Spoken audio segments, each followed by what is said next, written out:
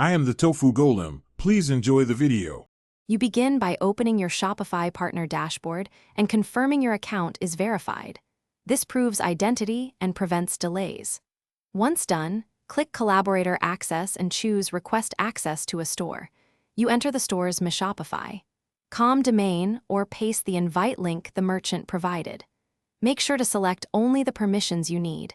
Granting minimal access reduces risk. Explain why each permission is needed to the merchant in the message field to speed approval. Next, you carefully select the permission scopes that match your task: themes for design work, apps for integrations, orders for fulfillment. Once the scopes are set, add a clear, concise note explaining work scope and estimated duration. This helps the store owner decide faster. If this is temporary, set an expiration date so access auto-revokes. Then click Send Request. You'll see the request on your dashboard. Follow up with the merchant if no response within 24 to 48 hours.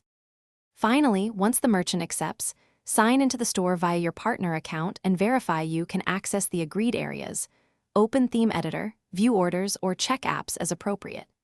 If you lack access, first confirm the owner granted the exact scopes and that they used the correct Shopify URL.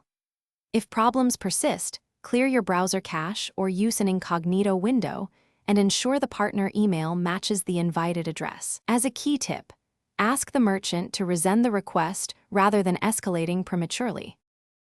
Thanks for watching. Consider subscribing if we helped you today.